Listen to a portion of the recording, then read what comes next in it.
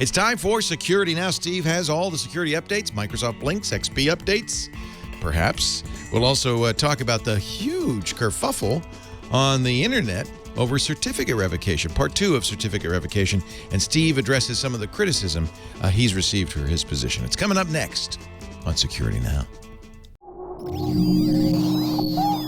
Netcasts you love. From people you trust.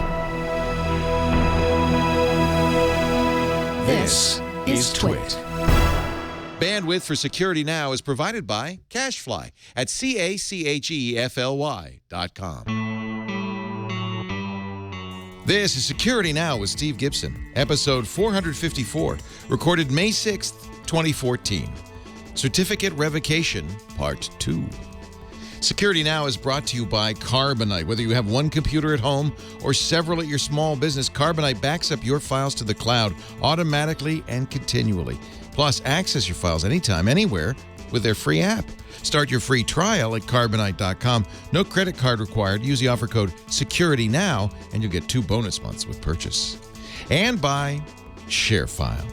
Enhance your workflow. Send files of almost any size easily and securely with ShareFile from Citrix.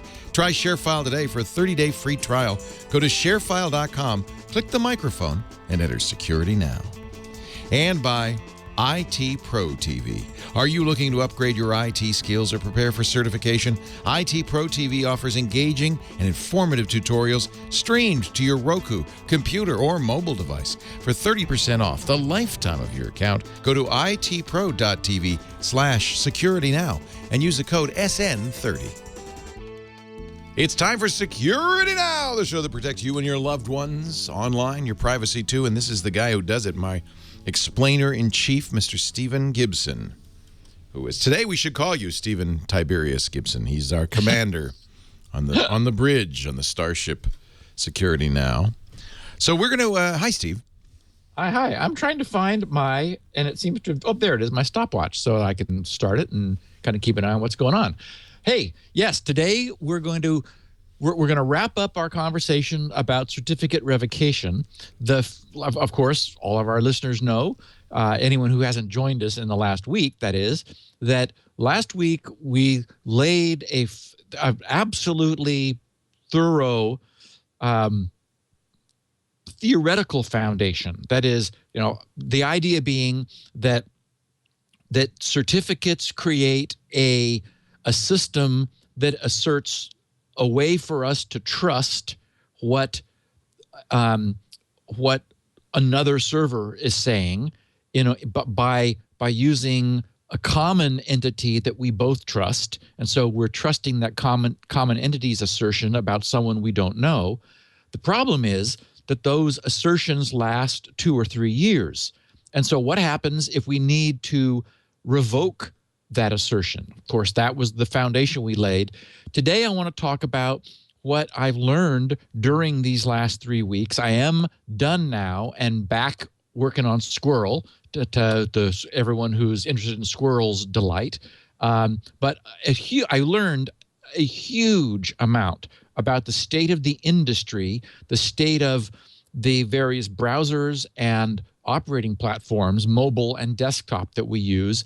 There was actually a scuffle, wouldn't put it too strongly. A kerfuffle? A kerfuffle between me and Google, believe it or not, because one of the things that arose early in this was that Chrome blocked the revoked.grc.com domain that I set up specifically as a test. And they did it by adding a special case to their revocation just for GRC. And that, and actually, I know. Aren't you special? Well, see, the point was that because the point is that Chrome's revocation actually doesn't work. It's broken. And of course, Adam Langley, who decides these things, has been famously telling people, turn it off, don't bother. All it does is slow things down. They're the only browser in the industry that does that. The other ones, Windows, Safari, Firefox, all the other browsers have it enabled so that revocations can be detected. But because Chrome's actually doesn't work, they had to make a manual override, essentially, because people were wondering why revoke.grc.com wasn't revoked. And in fact, also, the other one that was on the radar was cloudflarechallenge.com. Remember that the Cloudflare guys put up a challenge to see whether hackers could actually obtain the keys to their server. The hackers did on 2 different cases, and then they revoked the certificate. Well, again, that would have shown that Chrome wasn't honoring revocation. So those 2 domains were added manually in Chrome's own private list. They call it a CRL set. I have a page that's up, and Adam's not happy with me, but sorry, they kept telling people that, oh yeah, if a certificate gets revoked, our system picks it up and users are protected, which is complete nonsense. And so I had to show the emperor that that we really knew that he wasn't wearing any clothes. We were going to stop flattering his wardrobe, because then he would be disinclined to purchase. Did he respond to you directly at any point? Oh yeah, he did a blog post. I mean, Ars Technica picked this up and did a story on it. They all took the Heartbleed angle, because one of the things I noted was that none of the 140,000 certificates that were deliberately revoked due to Heartbleed are acknowledged by Chrome. So no protection from the known potentially stolen certificates in Chrome. So, yep, there it is. Yeah, and so I put together over the course of several days a comprehensive analysis where I looked at the number of revocations to Chrome. The problem is that what I think actually, well, we'll get into this in the podcast, because that's what I want to talk about, is the mobile platforms, the desktop platforms, and what the different browsers do. So today, where last week was theory, today is practice. And I'm going to cover a little bit more than I did last week why this is hard. It turns out that we've got years of evolution. We've got like all kinds of like backward compatibility problems and certificate fields that are overloaded, meaning that they're being asked to do multiple duty. And so building the software to actually check this is difficult.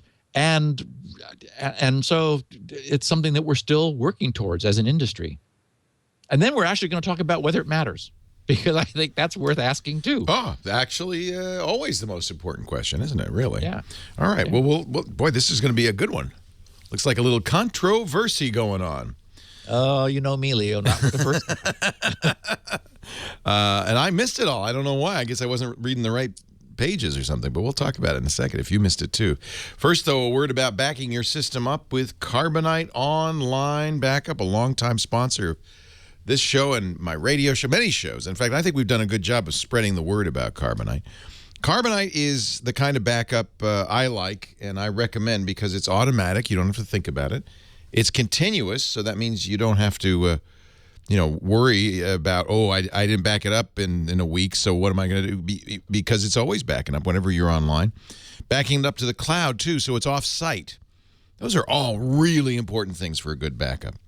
And as Steve would say, you do have the capability of doing trust no one encryption. You hold the keys, not Carbonite.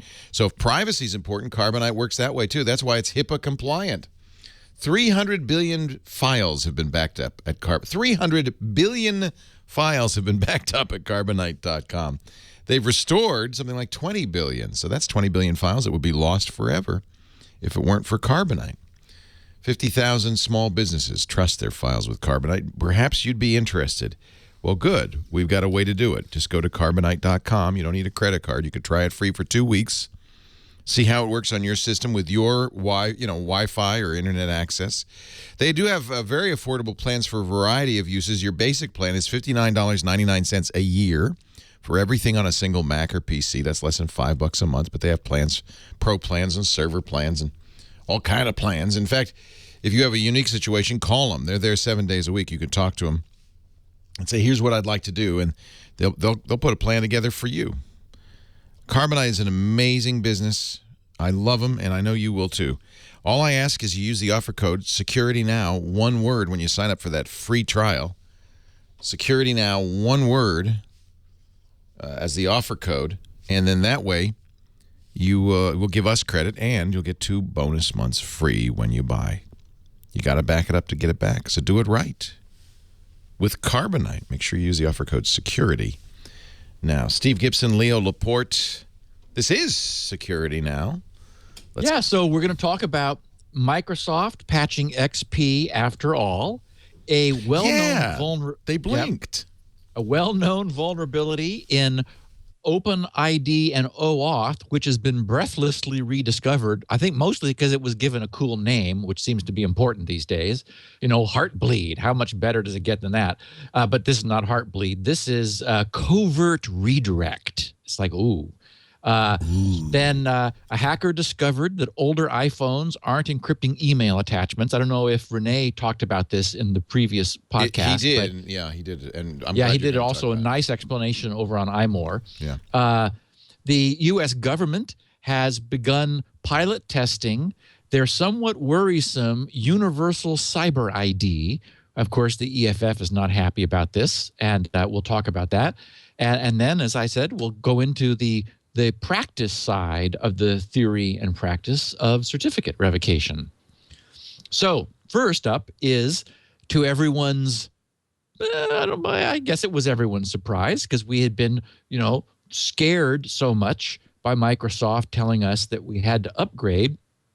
Microsoft pushed, after the podcast last week, an out-of-cycle update for Internet Explorer to fix this zero-day flaw that we talked about. Remember, I blogged about it. I blogged some registry changes that could be pulled off.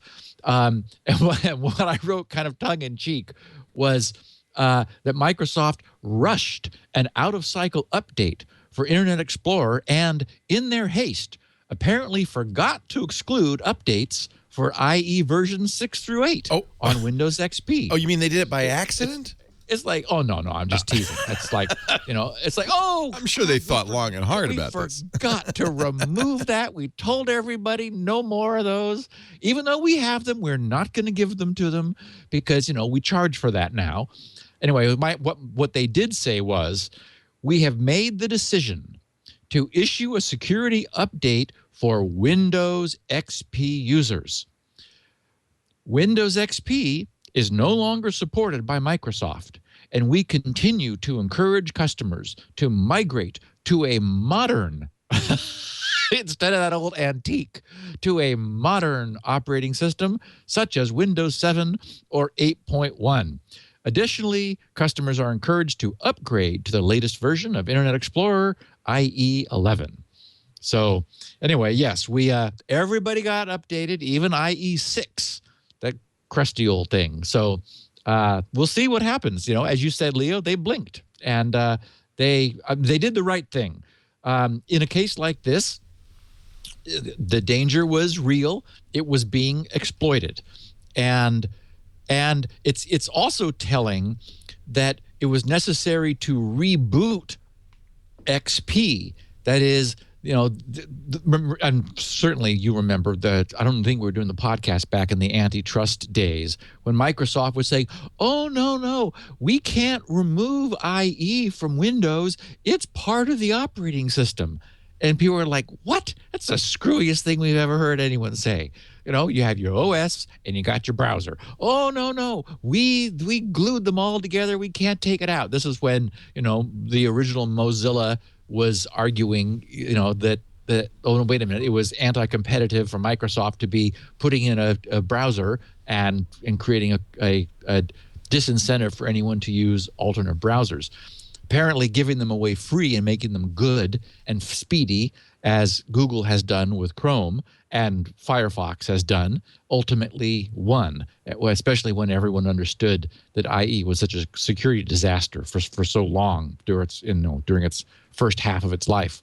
But anyway, so it is in fact the case that this involved fixing parts of what you could say was the OS, only because Microsoft has maintained this weird entanglement of IE and Explorer such that you just can't it's like shut down Explorer and fix it and then start it up again with a new version. The way the cross-platform browsers like Chrome and Firefox allow you to.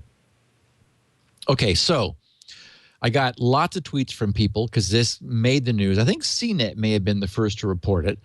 And among the security community, we were just sort of rolling our eyes. It's like, oh, what? And this was a presentation made by a student somewhere about his discovery of what he named covert redirect. And again, how can you not love that name? But it created, an amazing amount of press over the idea. That's how you get attention. Just a good name. Yeah, exactly. That's what you need. Yeah. OAuth and OpenID, which we've covered in depth in the podcast, and I'm not going to go back into it in great detail, mostly because this doesn't warrant it. But anyone who's interested, you can search grc.com/SN, and there's a search box. Search for OAuth, and you'll find a podcast where we describe it in detail. I've essentially been, every time we talk about it, and you'll remember this, Leo, I say, oh, just wait. This thing, this protocol, this authentication method is just begging to be exploited. And this predates Squirrel, so this is not me being jealous of OAuth and OpenID. The problem is this is the new hip way of logging in, where you go to a site that doesn't know you, where you haven't been, and it says, create an account, which of course no one wants to do. We call that high friction, or log in with your Facebook ID, log in with your Google ID, log in with your Twitter, whatever. Log in with an existing relationship you have somewhere else. The way that's done is you say, oh, good, I don't have to create an account here. You click one of those buttons. That button redirects your browser to the third party that's going to authenticate you. And essentially that's where you see things like, this application, and it normally says it, wants the following things, wants to know these things about you or do these things. If that's okay, then, and if oftentimes you're already statically logged in over at Google or Facebook or something, so it may just be a matter of approving, or if you're not currently logged in, you log in using those credentials of Google or Facebook. Then you say, yes, I approve, and you go bouncing back. Well, the whole idea of bouncing your browser around between sites is frightening. And, all it takes is for you to go to a site which is sketchy or spoofing a legitimate site that looks like somewhere you would want to log in, and you say, yes, log me in using these credentials. Well, that site bounces you somewhere else, and you haven't noticed that it's the name is spelled wrong, or that it's paypal.ru or something rather than .com, which you're expecting. So, it's easy to mistake that. But it's also the case that you don't see the URL that you're clicking on. You're just clicking on friendly-looking, shadowed, amazing, glowing button, and behind the scenes is this plumbing. Now, this whole covert redirect business was already described in the original, the vulnerability in the IETF's OAuth specification, section 4.2.4 on page 22. So none of this is new. This is just, someone rediscovered it. And rediscovery happens. I'm sure he thought this was original. The problem is that not all authenticators like Google or Facebook or Twitter are set up with limited URLs that they will that they will redirect their results to. That is, there are these things called open redirectors where they'll just authenticate anybody who comes along. And that's exactly the scenario that I just described, where you've got some spoofed site at, a non-authentic URL, or you could have a valid site, but something managed to poison the page. Because again, you're not seeing the URL you're clicking on. So you don't know where you're going. You're just pressing a nicely colored button, and it's all happening, behind the scenes. So what can be done is that valid sites specify exactly the URL that they want the redirection, the post-authentication bounce back to go to. It's not necessary to do that when you establish a relationship with a Google or a PayPal or Facebook for OpenAuth authentication. But arguably, it should be required. Right now, it's a little too loose. Again, to make it easy, and therein lies vulnerability. So when a site wants to host OAuth authentication, they should, it's like a firewall, they should explicitly specify that redirection from their application can only go back to this URL. And if that were done, then this whole problem goes away. And it's all spelled out in the spec. So nothing new to see here. This doesn't, it's good to remind people of this because this is still a problem. Again, it's very difficult to bounce users around between domains and not have bad things happen. I still expect that we're going to end up seeing a major exploit of this at one point, after it becomes really popular, so that it can do more damage. But it is absolutely possible for the origin site to prevent their site from being abused by specifying to the people that they're using to authenticate their visitors exactly what the URL is, or technically URI, that is used to come back to them. And if that's done, then you can't be taken anywhere else. No, you can't be bounced through yet another server that's able to obtain your credentials. See, that's what can happen. They can end up with access to your Google account and access to the account that you were authenticating to. So it's a form of man-in-the-middle attack on OAuth, and it's not good.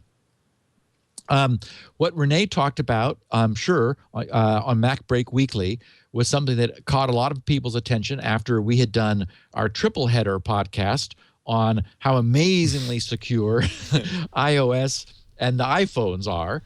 And it was a hacker, Andreas Kurtz, who wrote on April 23rd, he said, what Apple missed to fix in iOS 7.1.1. His point being that they knew about it in 7.1. He had informed them, and it sounded like they sort of didn't take him very seriously. It's like, yeah, well, okay, But when they didn't fix it in point one, right, he decided, okay, I'm going to make them a little more noise, and that got their attention. So what Andreas wrote was, a few weeks ago, I noticed that email attachments within the iOS 7 mobile mail app were not protected by Apple's data protection mechanisms. Clearly, this is contrary to Apple's claims that data protection, quote, provides an additional layer of protection for email messages attachments. Andreas wrote, I verified this issue by restoring an iPhone 4, and that's first key, and he says in parens GSM device, meaning he did not do it on a more recent phone where it doesn't work, to the most recent iOS versions, 7.1 and then 7.1.1, and setting up an IMAP email account, which provided me with some test emails and attachments. Afterwards, I shut down the device, meaning the phone, and accessed the file system using well-known techniques, DFU mode, custom RAM disk SSH over USB MUX and so forth. He says, finally, I mounted the iOS data partition and navigated to the actual email folder. Within this folder, I found all attachments accessible without any encryption or restriction. Now, this appears to be true. And I do think it's something that Apple missed. We'll talk about why in a second. Rene Ritchie asked Apple about it and was told, now we're aware of the issue and are working on a fix which we'll deliver in a future software update. So maybe 0.1, 0.2, who knows? So Rene explained this carefully on his column at imore.com. And so first of all, it's iPhones after iPhone 4, meaning the 4S, the 5, the 5S, 5C, etc. That is, those having at least the Apple A5 chip are not vulnerable. It's only with the previous, the A4 and earlier chips. My guess, and you know, you'd have to look at exactly how this happened, but it sounds like probably an honest mistake where they were moving, you know, now they have split security architectures. They've got, or multiple actually security architectures. They've got, you know, they have the very latest A6 architecture with the secure enclave. They've got the A5 architecture, and then they've got the earlier architectures. Clearly they want to secure them all, but as they've evolved this, things like where the encryption occurs has changed. It's gone from a fast software encryption into now like an inline, always present hardware encryption. And so I could easily see where some, you know, conditional compile sort of thing, where it's like, okay, if on this we follow this path, and on this version we follow this path, and if we're doing this, we follow that path. That just, you know, could have been a greater than symbol that should have been a greater than equals, that kind of thing. Just a tiny little mistake due to the fragmentation now that we're seeing over the evolution of the iOS security architecture. So my guess is it's something like that, where it probably used to encrypt on the iPhone 4 the way they intended. That's, you know, when that's all they were doing. But then later on, someone just made a tiny mistake as they were intending to continue supporting the old devices, but had all this fancy, glittery new technology for the new ones, and, you know, the wrong code got assembled, and the software encryption for the older phones, you know, didn't, you know, survive some conditional branch, you know, in the compiler somewhere would be my guess. Yeah, it's just, you know. Yeah. Yeah, and again, I'm glad he found it. This, I mean, you know, and as Rene points out, he quotes our podcasts on this topic in there, where I referred to it as an amazing little encrypto brick. I mean, like, it's just an incredible little encryption engine, and says, but we need people keeping an eye on this to keep it that way, because, you know, that's what we want. Now, an unpronounceable acronym, maybe it's NISTIC. I like it. NISTIC, NSTIC. I've referred to it many times because it's been on my radar. Everyone knows I'm an authentication fanatic, because I really think that proving our identity on the net is the thing. I mean, that's what we need as we increasingly depend upon so-called cyberspace. So NISTIC, NSTIC, is the national strategy for trusted identities in cyberspace. And I remember as soon as Tina came over to the States, you know, she moved Yubico over to Silicon Valley so that she'd be in the middle of things. I made sure she knew about this in case she had any interest in being involved in it, because I thought any involvement that they could have would be good. So this is our government's effort, not private industry, not FIDO, not Google with their multi-factor. This is yet again an entirely separate project. I'm on the mailing list. I get rah email every couple of months about nothing having happened again. Because I think this is now we're in year 3, and of course this makes everyone nervous. In my own notes, I wrote it down as in the what could possibly be wrong with this idea, the U.S. government's own national internet ID experiment begins. Thus the news. The New York Times picked up on it, and they used the analogy of an internet driver's license, I think because a driver's license is a civic identity. I mean, it's a government-issued ID, and TechDirt, among others, picked up on it, and their headline was, U.S. government begins rollout of its driver's license for the internet. And their subhead was, from the Seizing the Wrong Moment department. And they just wrote at the very beginning, they said, an idea the government has been kicking around since 2011 is finally making its debut. Calling this move ill-timed would be the most gracious way of putting it. And of course, this is all post-NSA and Snowden, and now they're saying, oh, we're going to come out with a governmental issued cyber ID.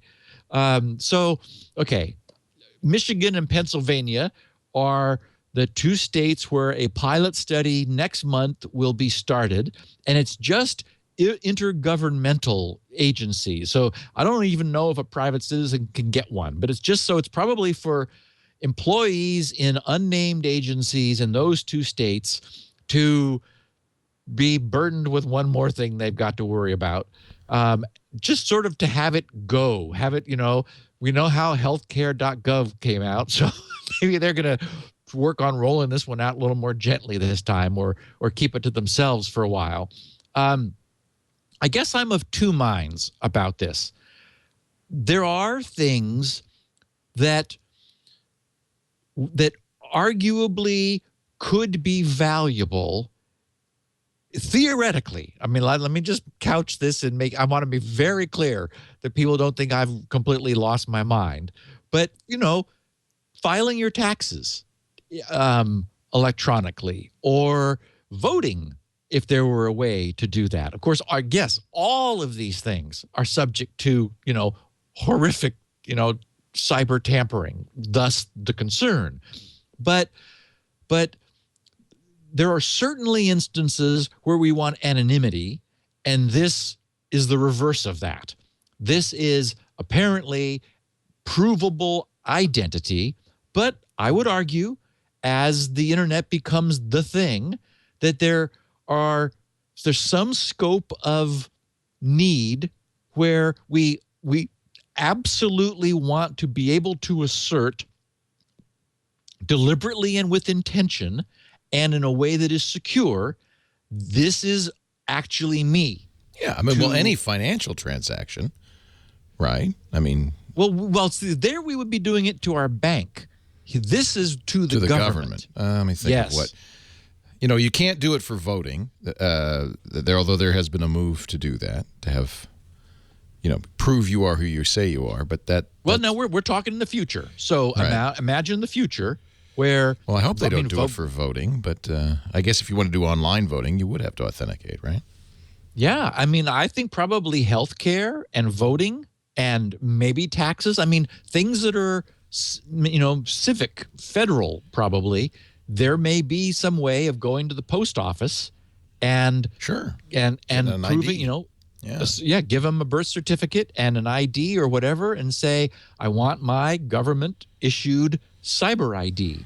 I don't know how it works yet. It's the last thing I'm going to worry about because, well, if it ever begins to actually happen, we'll definitely cover the technology. I hope they haven't messed it up. And I think in this day and age, it's just in the last few years this has happened. So they must know how to do this right. Didn't Facebook used to have for some people they would ask for a government ID. You send like a like a newspaper and a picture of yourself holding the newspaper or something to prove you are who you. There are cases where I guess you could use a government ID for something like that, but and that's exactly my point. Is I can see where but you've got one. You've got a driver's license. That's a government ID. I don't. Yeah, just hold it up and wave it in front of the camera. See? Yeah. Okay, I'll try to hold it still. Okay, how's that? But we know. I mean, there have been attempts for voter ID in many states, and it's widely considered a bad idea because disenfranchises poorer voters. So I don't know. Right. Right. And even the machines, they can't even make a machine that's right. that works. Right. It's like, oh, gosh. Yeah. It seems like a bad idea. I mean, it's very worrisome, but I just thought, since it's coming up in the news, this thing's beginning to raise its head. I've referred to it many times in the past because, as I said, I get, random email from them saying, oh, we're having a big conference. Yeah. It's like, oh, okay, Mystic. Yeah. Well, I mean, there's been every once in a while somebody floats the idea of a national ID program, and it usually gets. Well, this is. I mean, this is. It would effectively be, wouldn't it? This is moving forward. Yeah. So, I mean, it may get squashed. The EFF if they had their way, this thing they'd be under their heel, being ground into nothing right now. So, if they're again it, I'm again it. Yeah, they generally have the right perspective. I had promised our listeners some graphs of the show length over time, but the URL I was given last week when I thought I had it just wasn't time to get it into the notes, still doesn't work. So I think it's a listener of ours who has been doing this. So what's this? The Security Now stats thing. What is this? Oh, it didn't come up for me. Oh, there it's it is. working. I just pulled it up. Oh. Cool. There it is. It's up. Yeah. Did you do this, Sci-Phase? Sci-Phase maybe did. Yep. I don't know. Yep, Sci-Phase did it. All right. So he says it's up now. Ah, cool. I tried it an hour ago, and it wasn't. So I'm delighted. The green line is the 4-episode rolling mean. The red line is a 12-episode rolling mean. They're pretty correlated. And the length of the show has been going up. Its biggest growth was in the first 200 episodes. Then it stabilized for a little longer, and then from 350 and on, it's been going up again. A lot. Well, I don't know. I mean, it can't go any higher. We've reached our limit, Leo. Well, I think now we're going to have 110 minutes. That's almost. We're almost 2 hours now. I think it's going to flatline now. That's pretty fun. Thank you, Although Sci-Phase. Was there a second one or only that? There's feedback and not feedback. Okay, so that's the one that I thought was really interesting too. Remember that the Q&As for a while were running a lot longer. Yeah, because we had to ask questions. Yeah. Yeah, because we had all the news. Then we said, "Oh crap, we've got 10 questions we got to get to now." So they not because the Q&A has gotten shorter, but for some reason the non-Q&As are getting longer. They're growing. Let's put it this way: they're growing faster than the Q&As. So for anyone who hasn't seen the show notes, it's cyphase.com/SecurityNowStats. And there's his Bitcoin QR code if you'd like to thank him. Very nice. Send him a 1,000th of a Bitcoin. So that's the good news. The bad news is that Almost Human has been canceled. Yeah, I saw that. They didn't even finish that one season. That's all they got. I guess they got more. I guess they got more episodes than Firefly did. Yeah. But they all, of course, famously canceled Joss Whedon's fabulous, sci-fi space western. And this one died. I really liked it. Yeah, I mean, it wasn't to die for, but it must have been expensive. I think what they look at is and apparently just didn't get the numbers. So there was just a small following of people who really enjoyed it, but not a large enough following. Yeah. But I see you're looking to halt and catch fire as oh, and yes. I don't know if you saw the promo this week during Mad Men where they quoted Steve Wozniak. Yes, I did see it. I did see it. Steve says, I don't usually like this kind of thing, but I like this. So I've got something in my eye. Excuse me, I'm blinking a little bit. This is a show that's going to be on AMC starting in June. Yes, I wanted to give all of our listeners a heads up. I believe this is the story of the creation of the IBM PC, which was It takes place pure... in Texas, though. That's what confused me. Yeah, well, see, they may have PC changed was in the Boca, names. right? Yeah, famously Boca Raton, Florida. So, but I don't know what else this could be. First of all, I thought maybe Texas Instruments. It may also be completely made out of whole cloth. It may not be related to history. You think it's real? I don't know. Anyway, whatever it is, we have no idea. And apparently, halt and catch fire is a machine code. Oh my gosh, we've lost Steve. He's going down, folks. Do you want to take a break? I don't know. I had to take my contact lens out. Actually, now would be a good idea to do a I'll do an ad. Why? What am I thinking? I've got sponsorships. You go fix your eye. Our show today brought to you by our wonderful friends at ShareFile from Citrix. I use it, as you know, for all the files I have to share with the radio stations down the line. I used another service, a kind of well-known commercial file sharing service, and it confused the heck out of the people I was sending the files to. They would delete them. They just didn't understand how it worked. Never have a problem with ShareFile. So ShareFile has desktop sync, so you can automatically, I copy all the files when I record the audio. I copy the files to a folder. It's automatically synchronized up to the ShareFile cloud, just like you'd expect. But it's more than that. The idea is ShareFile is going to eliminate the need to attach files to emails, a thing that I think you and I and everybody listening can get right behind. It's a waste of bandwidth. These files are often too big anyway. You're going to get bounce back. And, of course, it's completely insecure. In fact, email attachments are a notorious way to attack systems. Spear phishing. Should not be sharing files in business, and yet you do need to share files in business. I understand that. Along comes Citrix with a great solution.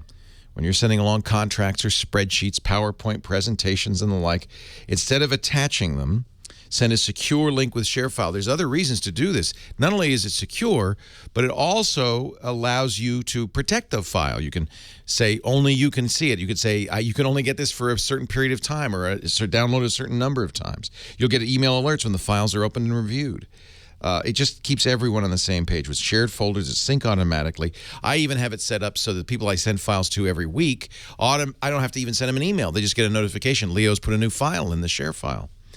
I love ShareFile. I want you to sign up for 30 days free right now. If you send files, if you send attachments, this is the way to do it. ShareFile.com.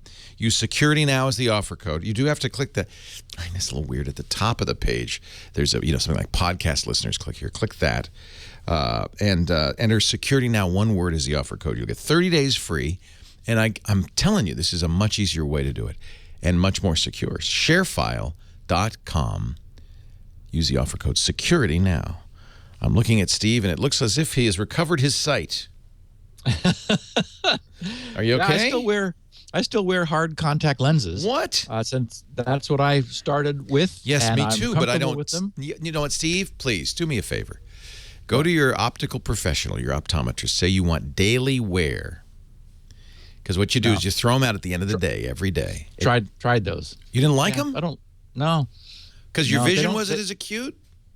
Yeah, they don't actually provide as good a correction No, that's as true. Hard lenses are better. These are gas permeable contacts. I've been wearing them since I was in like a junior. Yeah. And it's funny too because I remember my best friend in high school, Scott Wilson, when my mom and sister were urging me to get them because I had the traditional big thick. I mean, my eyes are very nearsighted, and I said, so what do you think about the idea, Scott? He says, oh, absolutely. Just no hesitation at all. That's what your best friend is for. It's like, oh, get rid of those glasses, Gibson. Anyway, so all right, okay. Been wearing them ever since. Suffer all you want. I'm not going to stop you. Well, okay. You're right, though. Acuity goes down. You're right. Acuity goes down. I agree. 454 episodes, and I've never had a contact lens emergency in the middle of a podcast. So first one. I've had many. Okay, so we don't know anything about the upcoming AMC series beginning on Sunday, June 1st, called Halt and Catch Fire. Now, halt is a long time, everybody knows, assembly language command.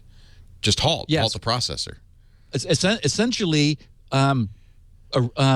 old or like original machines. It essentially, the halt instruction is a jump to yourself. So So what it does is it just causes the system to stop executing instructions. Right. And I did some research. I was sure that the phrase had more meaning than I was able to track down on the net now.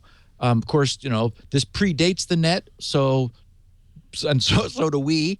So maybe I'm remembering correctly, but I really thought I remembered something where in the early days of the development of the PC, there actually was something that caused a serious problem. Like you could do a series of instructions that would cause it to halt and overheat, and in some cases it started to smoke or something. So it sounds more like a programmer joke than an actual instruction. Well, and see, that's all that has survived today. HCF, it's supposed to be, right. a made-up instruction, halt and catch fire. But it's like, okay, I really do think I'm remembering something, but I couldn't find it. So anyway, it looked a little maybe over dramatic. It may be more drama than techie, but who knows? I am enjoying Silicon Valley, by the way. It's me too. Holy cow! A half hour, and the more an insider you are, I think the funnier it is, because you realize, these really are the personalities being depicted of the Looney Tunes, in the Valley, and many of the crazy things, like just over the top money being spent on parties to describe like some API function. It's like, well, what? Just would have no meaning to anybody else except, a really small group. But like the TechCrunch, like this week, they get accepted to TechCrunch Disrupt, the startup tournament. And I think, right. I mean, we all know about it. In fact, right. Alexia Tsotsis, who works at TechCrunch, tweeted, I think Mike Judge should be a judge at the next TechCrunch Disrupt. And they have been renewed for a second season already. And rightly so. Now, here's a sad note. To me, one of the best characters, and this week he was very good, is the Peter Gregory guy. The guy who he's kind of an amalgam of angel capitalist, but I think he's mainly based on Peter Thiel. It's his last episode. The actor passed away. No, he was young. He was 48, and he had lung cancer when he auditioned for the role, and it took a turn for the worse. And I believe he only made 5 episodes, and I think we've seen the last of him. And he, you know what? He's brilliant in the show. Oh, he did just a borderline, understated. Yes, like ADDDDDD. Yeah, he's kind of on the spectrum, as they say in the show. Yeah, and he's and he really had a star turn in this most recent episode. Yeah, kind of sad.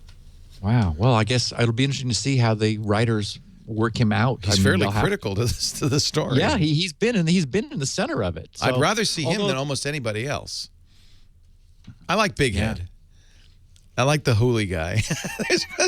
There's a scene this week where they're attempting to use Skype like objects, and everything fails. He's in Jackson's Hole, Wyoming, and nothing's working. He's got that 3D projector. He's got a holographic projector. For those of us who are doing video podcasts, we know this. It's like, Gina's frozen again. Wait a minute. Well, she'll reboot and come back. And I'm sorry, Leo, I can't hear you. Would you say that? Oh, it's like, oh, you've so been there. Yeah. Anyway, so for insiders, if you're not watching it, it's an HBO half hour every Sunday evening, and immediately after Game of Thrones, and I guess it's before Vice. I think Vice follows it up. Veep. Sorry, Veep. Yeah, which is another great show. Yeah, and that's my Sunday night is completely consumed by Mad Men, Game of Thrones, Veep, and Silicon Valley. Oh, and now John Oliver's got a show. Oh, it's awful. Yeah, it's a complete rip-off.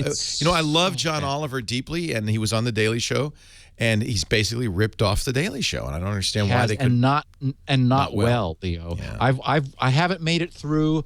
I've only made about 10 minutes into either of them, and I thought I removed it from my season pass last week, but it came in again, and I thought, what? So I thought, okay, I'll give it a second shot, and it's just, again, like maybe 5 minutes, it's like, oh my God, this is bad. It's too bad, because I love John Oliver. He's very talented.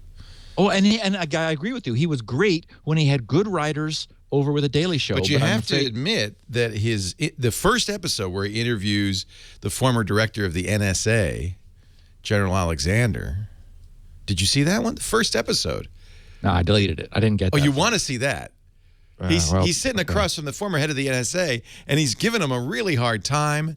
And I can't remember what the punchline is. It's that John Oliver's famous for these like in your face, very nice. I've never understood in those interviews if the other person realizes that they're being made fun of. Alexander realizes it eventually, and he's kind of smiling and laughing along. It's quite good. Quite good. Anyway. Okay. So also, this is in errata. I've been meaning for weeks to mention that after you and I talked about the electronic funds transfer concern and about setting up accounts so that as I have, so that they're firewalled and you cannot electronically transfer funds. And you were saying, wait a minute, that can't be right. Well, we were both right, because it turns out that the rules and regulations for business are different from personal. There is personal protection. There is no business protection. That's a relief. Yes. Okay. So if you know, and this is kind of how the banking industry handles lack of security across the board. Don't worry, we'll pay for it if you lose anything. Right. We don't want you coming in. We don't want to have any contact with you. Right. We want our computer to do this. So in return for the privilege of never having to see you, if anything goes wrong, we'll cover you. Here's John Oliver and General Keith Alexander. For me to leave that for somebody else to do. I'm going to. Do you think that the NSA is suffering from a perception problem with the American people at the moment, bearing in mind that the answer to that is yes? Absolutely. You know, the first assumption is that you're collecting on the American people, and therein lies. So he attempts to do the reality. PR He's trying to spin. do it straight. Target is Yes. not the American people. No, the target is not the American people, but it seems that too often you miss the target and you hit the American person standing next to it going, whoa, whoa, him. But you see, we're not just out there gathering U.S. communications, listening to. It's actually really worth seeing. It's on YouTube if you want to see it. That's sounds the first great. thing Yeah. And it is, you know, I mean, it's the former director of the NSA. Yeah. Keith Alexander. Yeah, I deleted it too soon. That one thing, watch that. The good thing is I can undelete, so I will undelete it and go find it. Do you have a That- TiVo? What do you it's- have? Yeah, I dropped my Windows media boxes and went back to TiVo, and I am so happy. Me too. I went to the Romeo, and so and it's funny because I convinced my best friend to do it, and he was in Seattle, and I said, you know, Mark, you can watch your shows on your iPad. He says, what? No. And like I got a text from him a few minutes later. Oh my God, it works! It's got kind of Slingbox style capability. Yep, and you're able around to the house. schedule. Yeah, love it. Yeah, it's the right, and then the little minis. In fact, I've got one right sitting next to me, so you're able to do extensions. Yeah, I tried the media box, gave it a shot for a year, and when I saw that they were getting ready to discontinue their hardware, I thought, no, I want their hardware, and so and I also verified that when it dies, you put a blank drive in, and it sees that it's blank. And it completely sets it up and formats it and preps it for you. Blesses it. And, that's and good. it also has an external e something. I can't remember. eSATA. Thank you. Yes, an eSATA connector, so you can expand. You can add more drives. But the one I got, the Pro, has 450 hours of recording. I mean, it's like 3 terabytes. It's plenty. You know that we got the same one. So yes, I have. No, I also switched over to the Bluetooth remotes because I wanted to use the keyboard, and it's not having to aim it. The normal remote is RF, but this is actually Bluetooth. And the fact that no matter where you are, you just hit the search button, and it instantly jumps you to that. So then you order that remote. Type in a few characters. Yeah, you just go to the TiVo.com and you choose whether it's for the Premiere or the Romeo Pro or the Mini, because they have two different ones. Yeah, I have because the Mini Pro. doesn't have Bluetooth built in. And we should mention it's a very expensive solution because you have to buy not only the hardware, but you have to buy either a monthly subscription or, as I imagine, you did, the lifetime subscription, which is several hundred bucks. I know. Yeah, it is pricey, but it's boy, it's nice. And you can undelete shows because I didn't know that because I'm deleting the TiVo suggestions, and it records a lot because it can do up to 6 channels at the same time. So it's recording a ton of crap, and I mean crap. Finally, I had to delete the Spanish language stations from my channel lineup because it kept recording Spanish shows. So I just said, well, I'm not going to ever watch those. So I'm taking Univision out of my lineup. But you have, and we should say, since we're talking about this, you have to have already in it. Your supporter has to. Your cable company has to support cable card. You need an M card, a multi-stream card. Yep. Then you can record 6 things at once. But if Verizon Fios works, some cable companies do. Check, of course, with your provider. And in some cases, my case, and I presume your case, we also get on demand. I get Xfinity on demand through it, which is really nice because then I can watch everything I want to watch. And you don't get the stupid entertainment reporters screaming at you the whole time you're trying to navigate through the on-demand menu. Right. I did turn off all of those TiVo, guessing what you want nonsense, because it shows you a nice little percentage bar of how much space you've used. And when things accumulate, I'll, flush them. Anyway, I'm afraid it's just going to churn the drive to hell. I mean, there's plenty of space, but I just don't want it to churn everything and wear out the drive fast. Good. Well, there we go. We got an unprompted review of the TiVo in there. So Squirrel, I'm back on Squirrel, working on it full time. So I just wanted to let everybody know that will be moving forward, and I'm back to. I'll provide a weekly touch base. I expect it's going to go very quickly now, since the whole multilingual UI system is worked out. I've got the entropy harvesting in my head. And I've conceptually got it. Well, in 2 weeks, we're going to talk about the challenge of harvesting entropy, which many people have been asking, hey, whatever happened to that topic? Yeah. Love to do that. Because it's really so much more difficult to do it. Not only, people who don't care at all, they just call their random function in whatever language they're using, which is notoriously awful. Probably we're past that. But for my application, I need both high quality randomness and intervention proof randomness. I need attack resistant entropy. So that means you just can't ask the operating system for it, because that interface to the OS could be infected and someone could be returning zeros in order to affect your entropy harvesting. So anyway, in 2 weeks, we're going to talk about really, really robust entropy harvesting. I think a really interesting topic, and I'll be past it by then, but all tuned up on it. And Dr. Mom says, you want to harvest entropy, get a cat. Did you want to show this picture ever? Well, yeah, put it up. It's actually an amazingly, I thought, it's the best instance of photoshopping I've seen in a long time. Well, it makes us look pretty dang good. So who did this? I don't know. It's just someone who tweeted it to me this morning, and I thought, wow, the lighting is a little. It's a little. Oh, come spotty. on! Now you're being picky. This is perfect. It really is.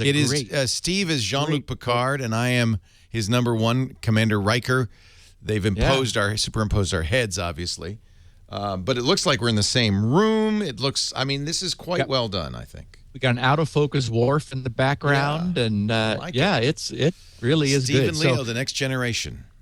I think I'll stick it up on the Security Now page just for a while at least, because people will get a kick out of it. I think it's going to be my new profile page. I don't know where he got the raw material. I don't think we've ever looked that good. I know. These are amazing photos of us. Yeah. Very nicely done. So thank you. Thank you. Okay, speaking of thank you, Kyle Lyons, he's continuing a theme that I just want to cover for a minute. He said, SpinRite brings a MacBook Pro back up to speed. And you'll notice that the last couple of weeks, just for whatever reason, people have been noticing that SpinRite's been improving the speed of their machines. So what Kyle wrote was, add me to the now typical MacBook success story. The system was taking 10 to 15 minutes to boot. And that's definitely slow. There's something wrong there. SSD shouldn't take that long. And just as long to launch programs. The drive was reimaged to no avail. We hooked up the MacBook's drive to a Windows machine using an IDE SATA to USB 2.0 adapter, mounted the drive to a VMware Player DOS virtual machine, and ran SpinRite on it. 4 hours later, the drive and the MacBook are running like new. Thanks, Steve. So, Wow. and here's what's going on. I mean, this is really, you don't want to wait if this is what's happening. In the early days of hard drives, error correction took longer than just rereading. That is that we didn't have high speed on the fly error correction. So the drive would try to read a sector, and if it came back with a bad CRC, cyclic redundancy check, even though it had error correction information, it would take longer for the LSI chip on the drive to process it than it would for the sector to come around again. So the drive would try a few retries, thus the term retry. It would just hopefully, it would just read it a few more times, hoping to get one that did not need correction. If that failed, then it would say, okay, fine. And it would, crunch the whole 4,096 bits of data plus the error correction stuff through the error correction algorithm to produce what's called the syndrome, which is an XOR mask, which is then placed appropriately, and that flips the bits that were wrong, making them right, thus correcting the data. Now move forward to present day. Now we've got, of course, crazy speed in the drive electronics, such that error correction is no longer a last resort. It's used, some would feel distressingly, with a distressing frequency, so that, errors are just now commonplace. In fact, the densities have gotten so high that drives are correcting errors more often than not. This syndrome I mentioned is a span of bits. So think of it as it's a bit mask of bits that need to be flipped. But the power of the ECC is the number of bits long that this syndrome is.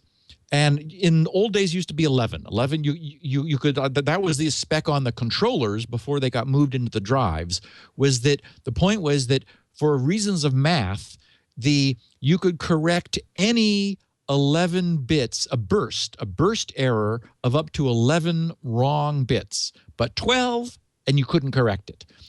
Now they're much fancier because they're like doing interleaved ECC, where you can do multiple bursts in a block and all kinds of craziness.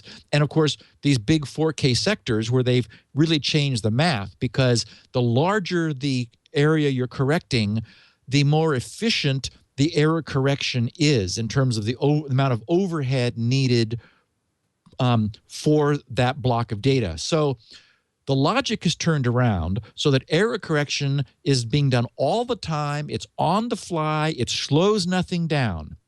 That means if something is slowed down, it's because that is no longer correctable.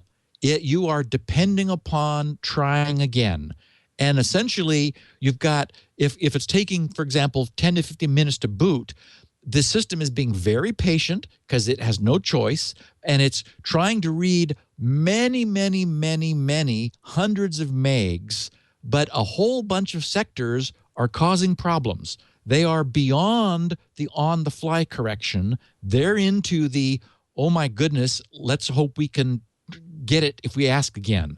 Now, of course, SpinRite famously has essentially, that's its bread and butter. That's its soul. It's able to diagnose the drive, work with the drive in that condition, and even when the drive can't finally recover, SpinRite has ways of getting that one last bit and making it work.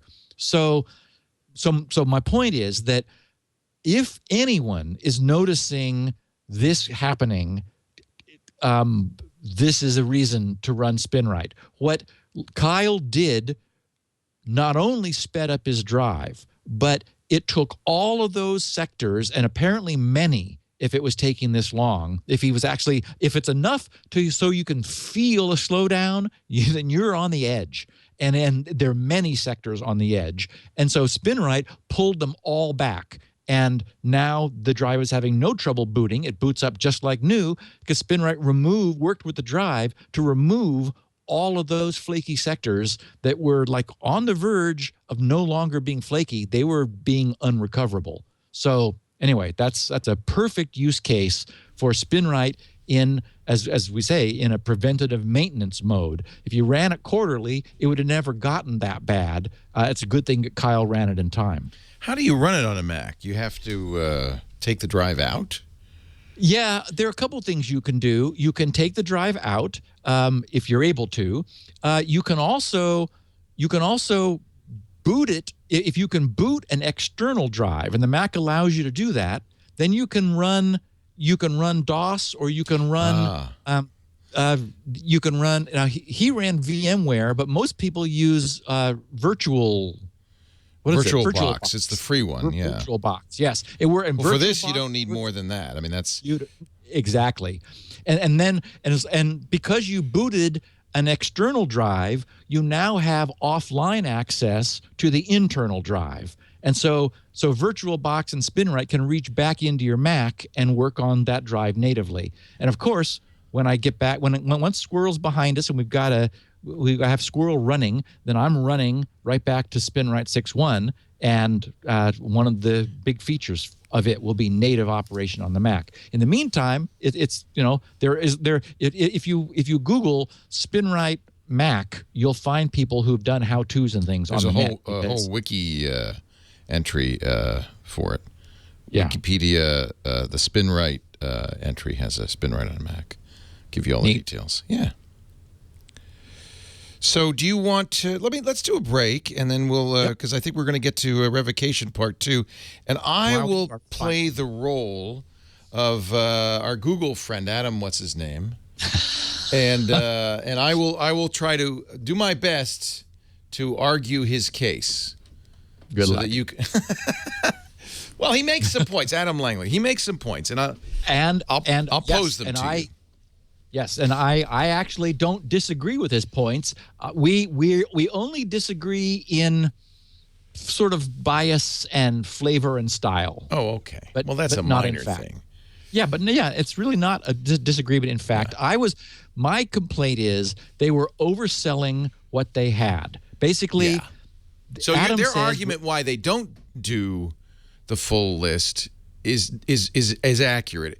It's just that they were saying we're trying to say their system is good enough. They were saying, don't look behind the curtain. Yeah.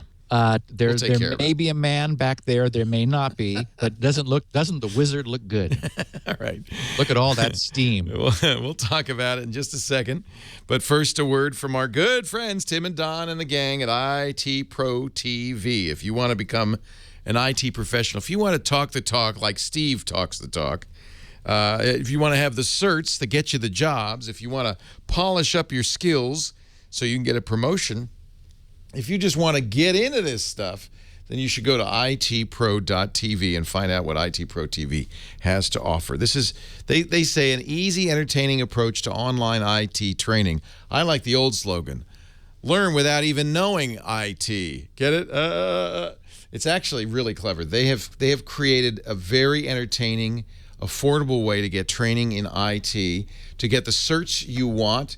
They're on the air live, as we are, 20 to 30 hours a week, so you can watch them live. You can interact with them in a chat room. In fact, if you look at their sets there, they really look kind of like the screensavers or Twit, because they did that on purpose, so you'll feel at home. You will learn, and you will learn in a way that makes it very effective. If you look at the course library, you'll see they've got courses for a broad variety of industry certs, the CompTIA, the Microsoft, Cisco. They just started doing the security certs, the ISC squared stuff, and they've got a very good trainer on the ISC squared stuff, Adam Gordon, including SSCP and CISSP. They add new courses every single week. And when you go to a course, I'll take as an example Microsoft's MTA OS Fundamentals course. When you view the course, you can actually see the questions and the answers, the chapters that you would have to study in the test. So you can literally study to the test. Say, I'm a little weak on this stuff. Well, no problem. You can get drill right down into the stuff you need. Plus, it's just fun. You can watch it on your Roku. You can watch it on your tablet, your computer. You can even download, if you sign up for a year subscription, which is probably the most affordable way to do it, you can download full episodes and audio-only MP3s. You could be studying all the time. And I think this is the best way to learn. It's certainly a lot more affordable than going to a school to do it, even than buying the training materials. It's and because it's fun and it's on all the time, you're going to learn almost without knowing it. One low monthly price gives you access to everything. Updates come out daily. And normally that's $57 a month, $570 for a whole year. But because you are listening to Security Now and because itpro.tv really cares about getting you the right training for your career, they're going to offer you 30% off, not just for the first month, the first year, but for the lifetime of your subscription. If you use the offer code SN30, SN30 for 30% off. Visit itpro.tv/securitynow. Watch the sample content. You'll see it's well produced. It's entertaining. You can interact with hosts via live chat. These guys have lots of years experience in e-learning, and I just think the world of them. You also, by the way, with your subscription, get free Measure Up practice exams. That's a $79 value, so you can see if you're ready to take the real thing. And you may say, well, I don't have Windows Server. I don't have the set. They have a virtual machine lab, a complete sandbox. This is so awesome. They showed me. You could set up a network. You can have servers. You can have clients. You set the whole network up, and then you get hands-on practice, hands-on learning on your own system, in effect, with their virtual machine. I just think these guys have nailed it. And no wonder they're growing like Topsy. They've done very well, and I'm really happy and proud of them. itpro.tv/securitynow. And remember that offer code if you decide to buy SN30. SN30. Steve Gibson, Leo Laporte, Security Now, Revocation Part 2. So, one of the things that I want to be clear on, or I want to cover that I really haven't, is why this is hard to do. Why the whole certificate trust issue is difficult. It's very easy from sort of the ivory tower to say, oh, well, you have a certificate authority and they have a self-signed certificate that they guard, and they signed an intermediate certificate, which is the one that they use, and then you have end certificates that are signed by that certificate, and now you have a chain of trust. Turns out, while that's true, that misses the really amazingly messy reality of what it takes to do this. And one of the things that has been made more clear to me in the last 3 weeks that I've spent digging around in this is just exactly how much no one wants to do this, yet everyone has to. And I had to answer for myself the question, why doesn't Android? Because Android has none of this, none. Android does no certificate trust checking at all. It's just not in there. It's not in Linux, which is why it's not in Android. Linux falls back on OpenSSL, which does have all of this stuff in it, but the applications that use OpenSSL bring OpenSSL along with them, and so they get this trust chain checking. Android doesn't have it. Similarly, Firefox has always done its own trust chain checking through its famously its NSS, the Netscape Security Suite, and it's known by other names. I've seen it called other names, which provides that. And then they moved to a different package, which was translated from Java into C, and that's sort of a mess. And they're just now in the process of coming up with something that they call Mozilla : PKIX, which is their rewrite of this library that I think it's slated for version 31. And it's in the nightlies now if you turn it on, and it's causing some trouble, but they're working it out. So my point is that this is a big deal, and we've never talked before in all of our discussions about what a big deal it is, and talking about why the support for it is so spotty won't make any sense unless we understand why no one wants to do it. I mean, why it's a mess. So what's happened is, then this isn't like a surprise to anyone who's been following these sorts of things, is the very first specification. This is the so-called X.509 spec, which is the standard for certificates. The designers created something that they thought would be sufficient. And then needs changed and grew and evolved. And so things were glued on to that original spec. It was extended in various ways. And hackers found attacks against it that the original designers hadn't foreseen. So the original design wasn't all that it could have been. So that had to get patched up in order to defend against hacks. And so that's sort of been the history over several decades. We have basically something that the people who are really in the know would just love to flush. I mean, just love to, they hate it. And they just like to scrap it and start over because, as so often the case, we have a feeling now that we know how to do it right. It's not clear that we wouldn't just end up with the same, but what we have, unfortunately, can't be scrapped because it's the entire basis of the Internet's current public key infrastructure, used for signing code, for signing drivers, for signing web servers, for verifying and validating all of this. This is a massive infrastructure that can't be changed. So part of it is we've evolved this over decades, and we've extended it in fits and starts. We still need backwards compatibility with everything that's come before, because there's a whole bunch of legacy stuff running that's we can't break those things, and we're still wanting it to do more. We're asking, because it's the only game in town.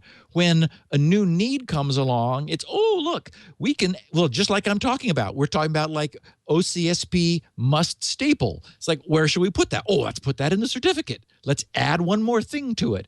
And then people say, yeah, but that only protects the end cert. It doesn't protect all the certificates in the chain, and we really need that too. So after the single extension is created, then it's like, oh yeah, we didn't think about that. Okay, and so now we got to fix that too. So that's the where the rubber meets the road is very different from sort of the ivory tower description of how this works. Also, remember that in terms of the mechanics, we have a chain which is from the root out to the end certificate, and which is to say that the root signs the intermediate certificate, which signs the end certificate in the case of a 3-cert chain. The linkages are by the issuer name, the issuer of the certificate, their name, will be the subject name of the certificate that signed this one. But there's no pointer to it. That is, we need to find it. We need to look it up. And similarly, it will be signed by a certificate whose issuer name is in it and then we need to find the issuer's named certificate, which will have the subject name. The point is, the chain is actually going in the reverse direction from when we are at an end certificate. We need to search against the chain direction, which means every link we have to search our database essentially of certificates. Also, there is the subject name issuer name linkage. There's also something called the subject key identifier and authority key identifier, which are the same things, but they're hashes rather than human readable names. We decided at some point, oh, that's better, because what about name collisions, which can be a problem? So the other thing that this means is if you are starting in a certificate and you're searching for certificates that match the signer and so on, you may not have only one answer. You could have multiple certificates which match, and so you don't have a single path. You can have multiple paths.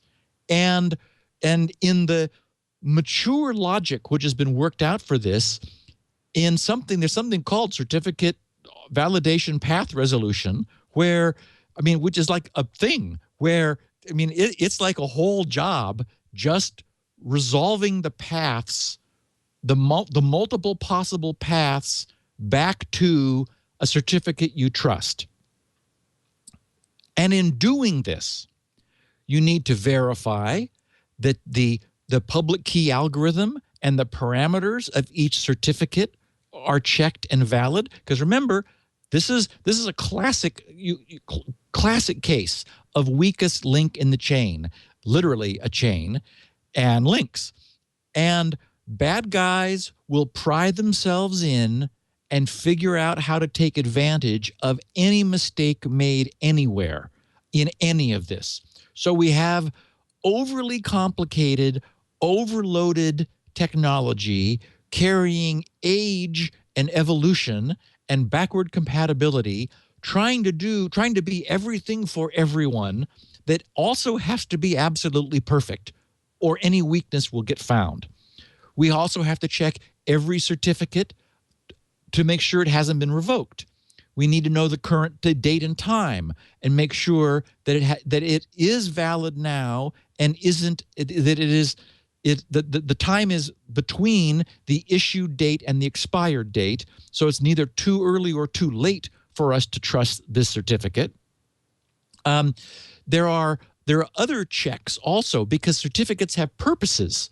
For example, some could be for authenticating a server, some for authenticating a client, some for securing email, some for signing code, some for timestamping, and combinations of any of those.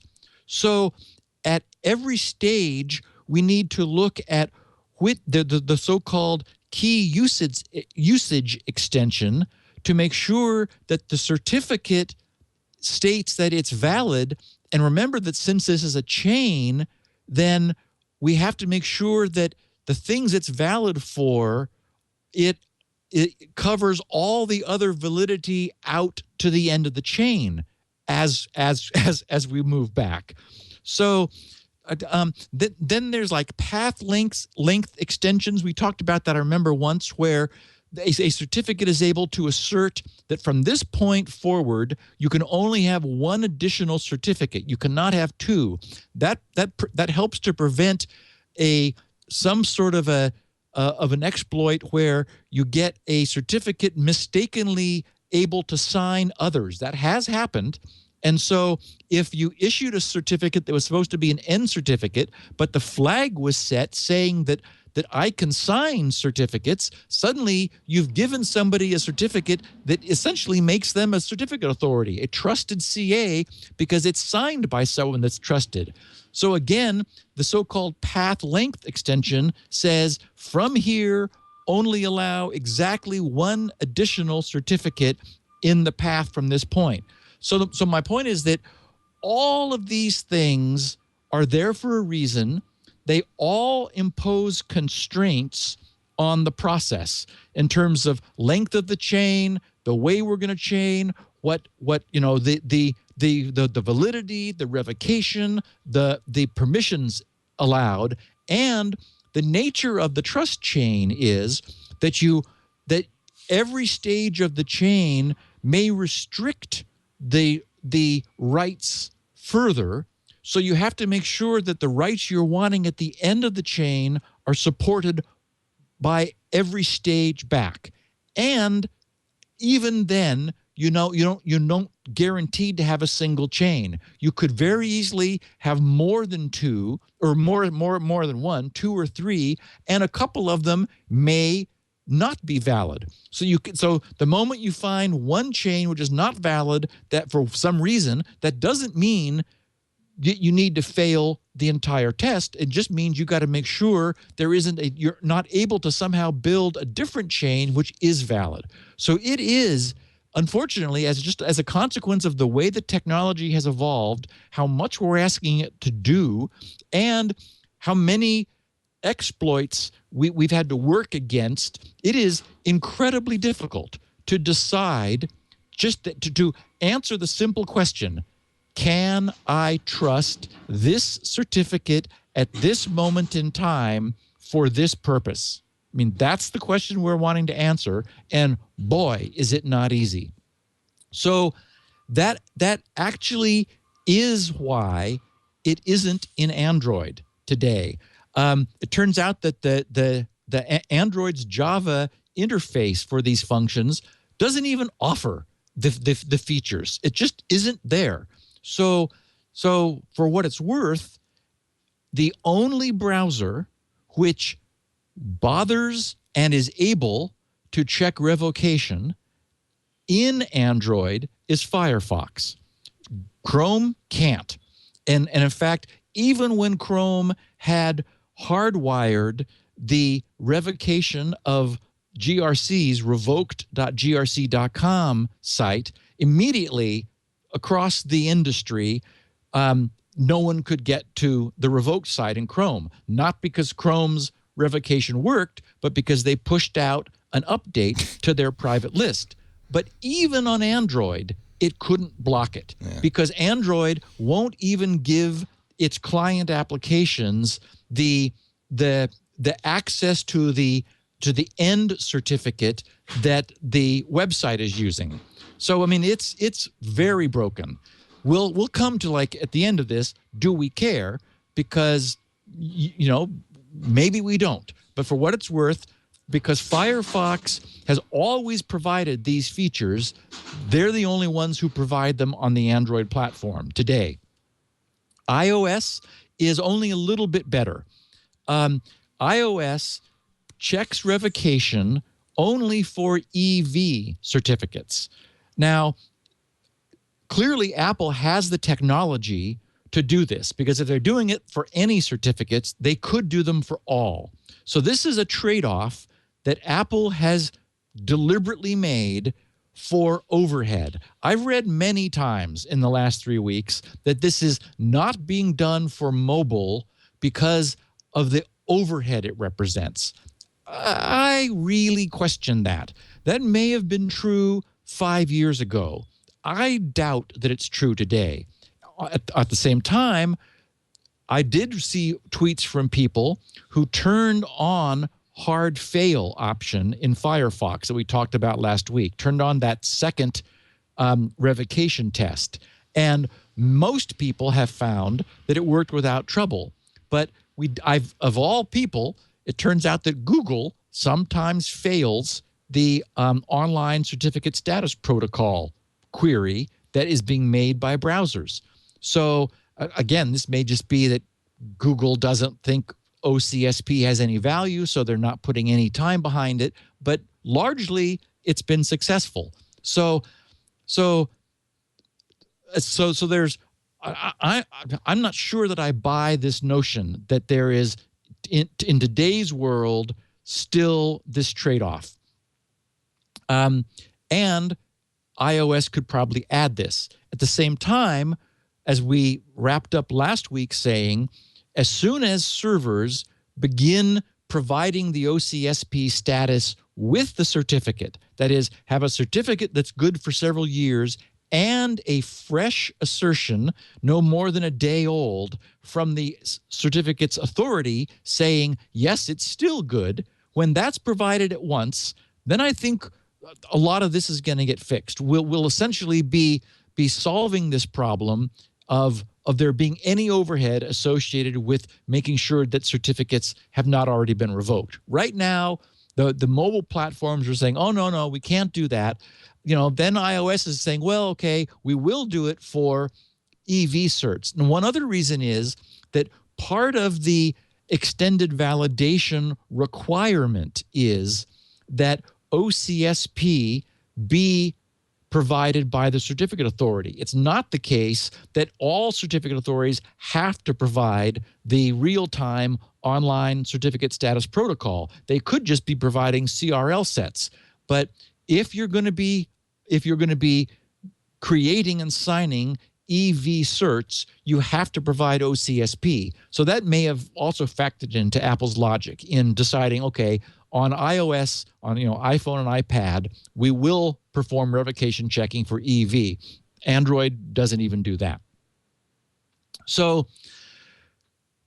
Windows and Mac and Linux are variations on that. The good news is that after IE7, revocation checking is on by default. I think it's 7, might be 8, but it is on now by default. So IE and Firefox and Safari all have revocation checking on by default.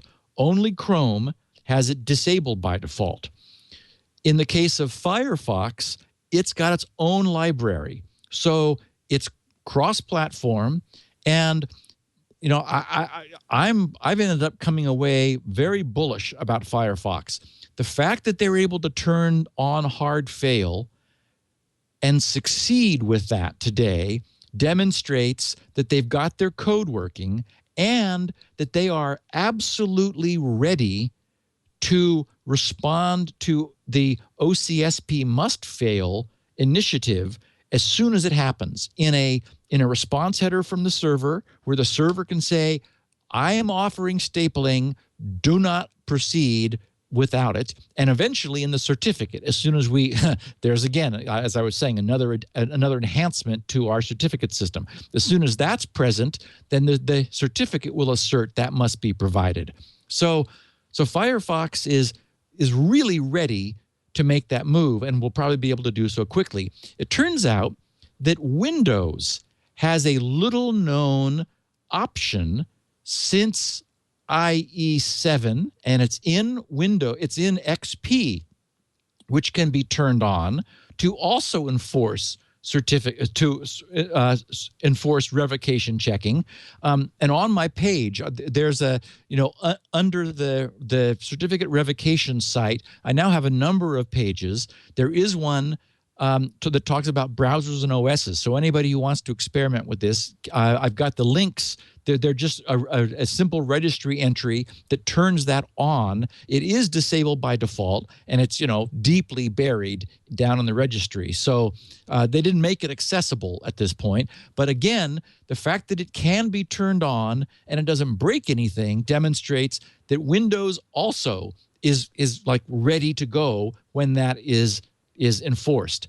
Unfortunately, I've heard from developers who have worked with the Mac, and Leo, your own experience and the experience of other listeners has been that requiring certificate revocation breaks all kinds of things in the Mac. It's kind of unpredictable too. It's like weird. It's like, yeah, unfortunately, it's just not ready. So I'm hoping that that someone in Apple is seeing the writing on the wall that this is where the industry is going, and will be able to figure this.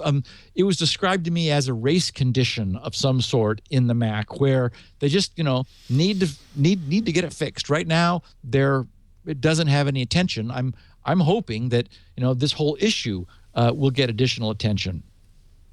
And finally, the one thing. Okay, so I guess the point I wanted to make was, where is this being done? we talked about what a nightmare it is to do it. There are several libraries that have this. It is in OpenSSL. And if the Chrome guys end up deciding that they need to carry their own, then it will probably be, they'll probably look at OpenSSL. I heard, I in some dialogue with one of them, I was told that while yes, it's, OpenSSL has its problems, it's still better than everything else. So that's the feeling there.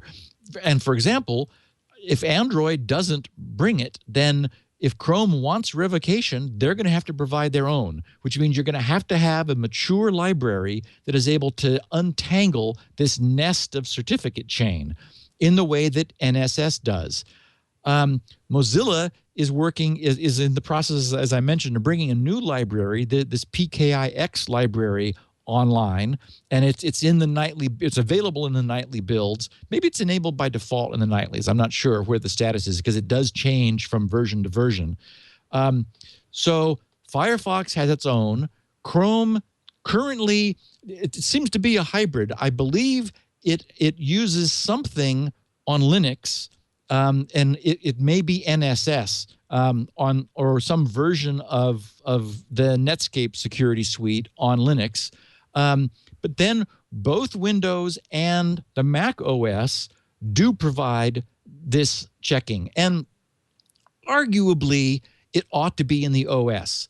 The reason it makes sense to have it in the OS is then all the apps running, not just a web browser, but other internet apps. Once upon a time, it was just email and web browsing and, FTP that were internet clients. Now, and certainly on mobile, we have this whole notion of an internet application. Well, they're all depending upon security, all of those applications. And it makes no sense for them to redundantly each bring this nasty library along, which requires a team just to support this one function because it's such a mess. It makes much more sense for the operating system to provide those services. Windows does, and actually Windows is very good and robust. The so-called crypto API in Windows is there. It's serving their servers and the client platforms. The Mac has it too, although they have a little work to do on the revocation side. iOS has it for EV, and I think they're just not bothering to do more because they don't have to. And Linux has none at all. It's not in Linux because, again, you really have to have a reason to need it. And no one's just ever needed it in Linux because the few apps on the Linux platform, it not being mobile, bring their own in the form of typically OpenSSL. So the one thing we haven't talked about, which is really interesting, is the way DNS can factor into this.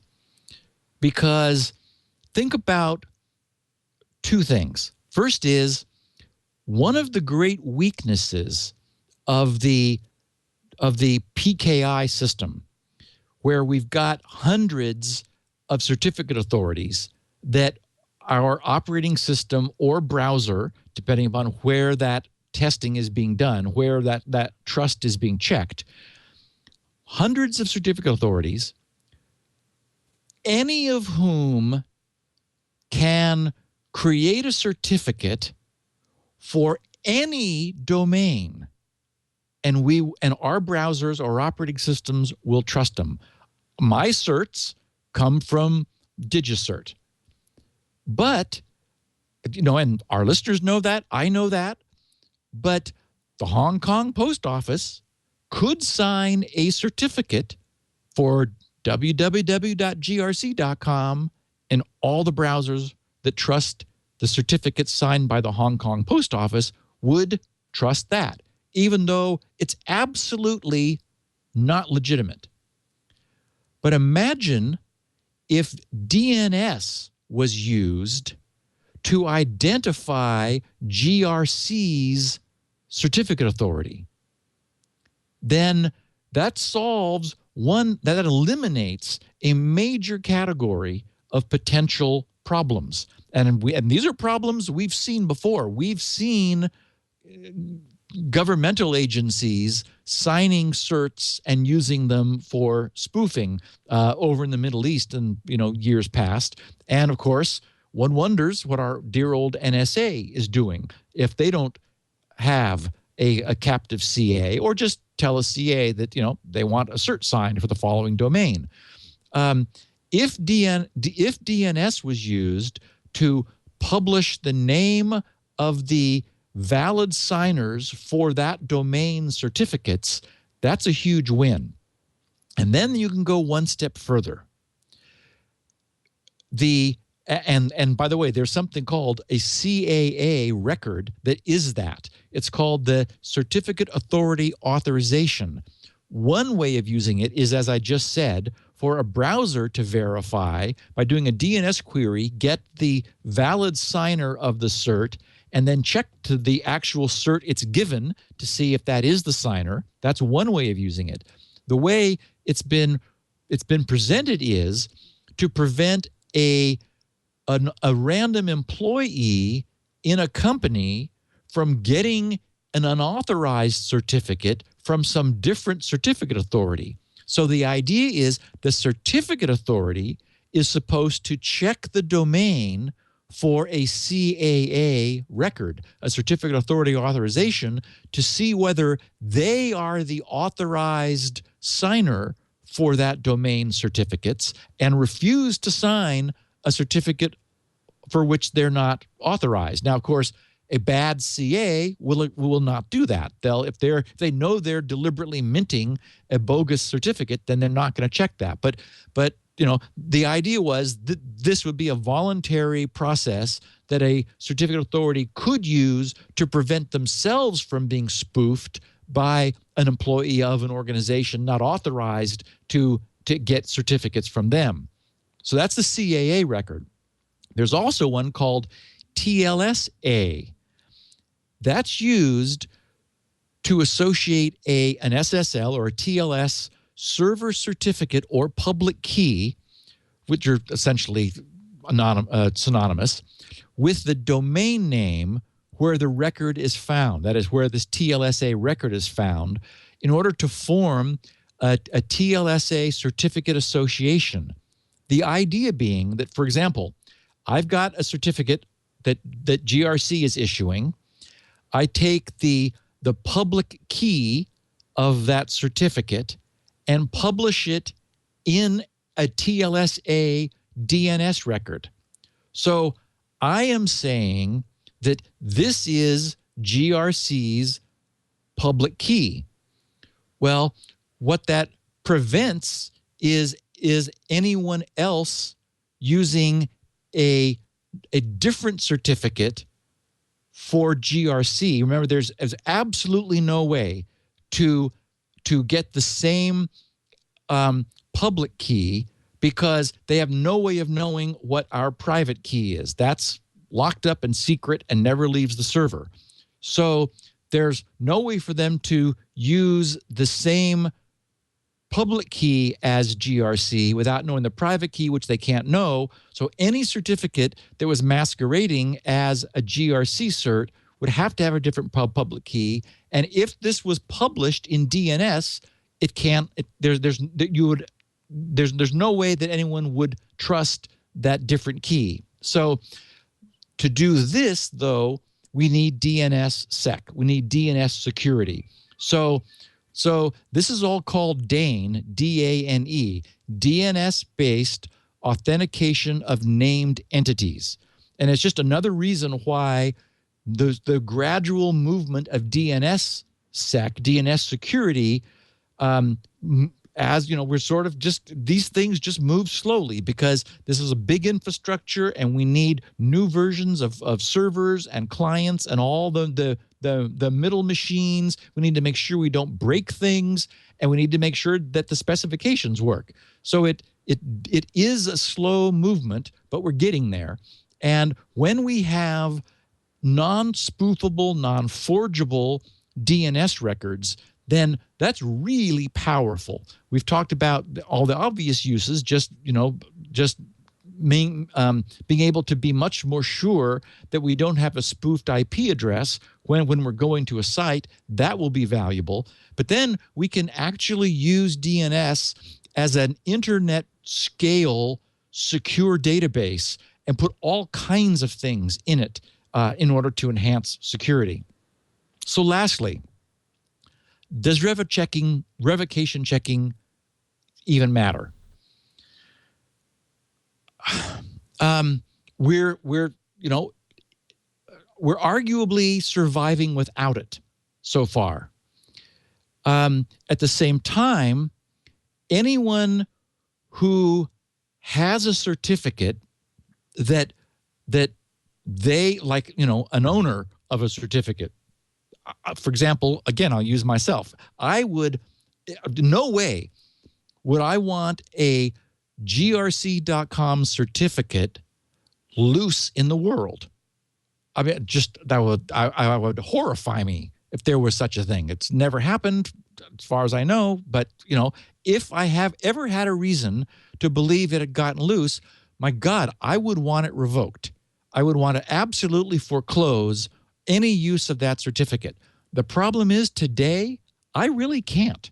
And the fact is, those 140,000 certificates that were revoked after Heartbleed, the revocation was pointless because it's then this is where Adam is right in his argument. My issue is that he's not helping to move us forward. He's saying it's broken, so we're going to do our own thing called CRL set, and they've been promoting it as useful. It's actually not. So my argument is, let's fix this. Let's explain that this is not working. I mean, when I did this revoked.grc.com site, it generated a huge amount of concern because people just assumed it was working. It's not working.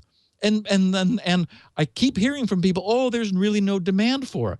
Well, you're not going to demand something that you don't know you don't have. If you think it's working and you think you have it, it's like, well, why would you want it? You've already got it. So you and Adam agree on that revocation doesn't work. Correct. Adam's point, and this is the key, is it's not that a revoked certificate might not be listed in the certificate revocation list. It absolutely will be. Certificate authorities are listing certificates in the certificate revocation lists, and they're publishing them in the OCSP protocol. Adam's point is, but those can be hacked too. That is, yes, that they're not secure. So any bad guy who is really wanting to abuse a certificate would not simply set up a spoofed server, but would also arrange to defeat the revocation tests. And so my argument is, well, it's possible that an attacker could also defeat the revocation tests, but it's also possible that they may not be able to. That is, the nature of the network may allow them to intercept the traffic for a website, but the traffic from the user to the revocation servers may not be accessible to them. So it's not the case that in all instances, every single safeguard can be subverted. My feeling is that we know what a speed freak Chrome is. I mean, Chrome, that's what they sell, is that Chrome is faster. One of the tricks is they absolutely don't check revocation, because we do need to, in order to do revocation, we do need to ask if the certificate we've just received is still good. It may be cached, in which case there's no delay at all. We may get a quick response, in which case it's negligible. We may be made to wait. Google has said philosophically, we think it's all garbage. We're not going to slow you down for something that could be broken by a determined attacker. My concern is, look, in doing that, we're not shining any light on this problem. We're not explaining that something that is potentially valuable to have, we don't have. Because the companies who think their certs may be stolen absolutely want them revoked to prevent their services from being spoofed. And so now we're going to see. Basically, we've got this broken. Hopefully, we're clear. We're close to getting this thing fixed so that it cannot be, so that it won't slow things down, and so that it will be robust, and the potential for it being subverted by attackers will be eliminated. The question is, will there be an event which occurs before that happens as a consequence of no one actually bothering to check for revocation? We're doing this lazy check, the so-called soft fail, where if you hear nothing, you assume it's okay.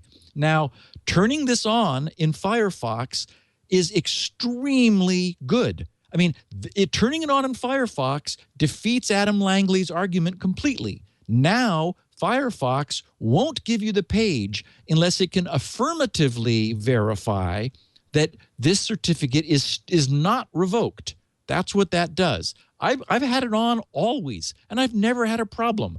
It's true that if you're, for example, at Starbucks and you have to log in and you're doing a secure connection to the so-called portal, and it won't let you get to the revocation server, then that's going to be a problem. So you turn it off, you log in, and you turn it back on again.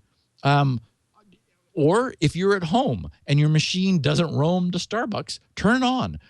People have had it on now for weeks, and there have been a couple problems with using Google, but most people are reporting they're not having a problem. So for me here, I've got both checkboxes on in Firefox, and because now I have actual non-spoofable hard fail revocation, which is working.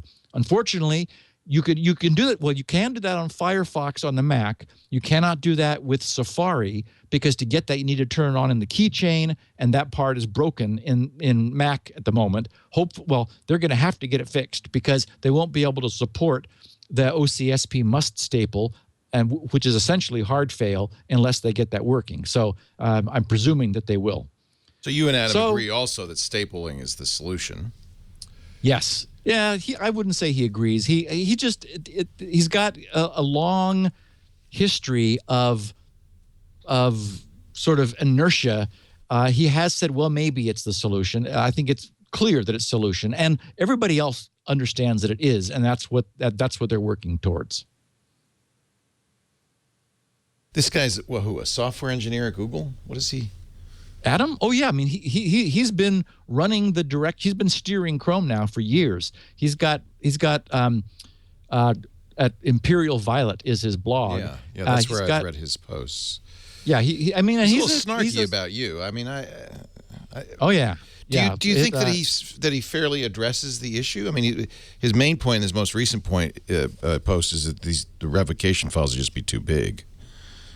Well, which is making my point. I did a page where I went through and looked at all the available data, and so he's trying to demonstrate that their system can't work. That is, the CRL list can't work. And it's like, big. Yeah, I know. Yeah. Exactly. And my point was that, and in fact, it was Larry Seltzer in ZDNet did a column that said Google does certificate revocation better. And it's like, oh, Larry. And I wrote to Larry. I've known him forever. I mean, as you know, he's been in the business forever. And I said, what? It's completely broken.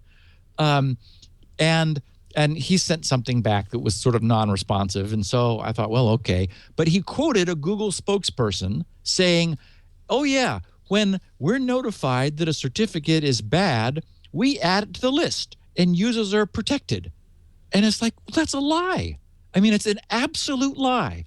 And so I created a page which goes through and demonstrates that based on the size of the CRL set, which is what Google uses, that's the only revocation they use, they can maybe list 1% of the internet's certificates, and they do list them from exactly 53 certificate authorities, yet Windows trusts 353.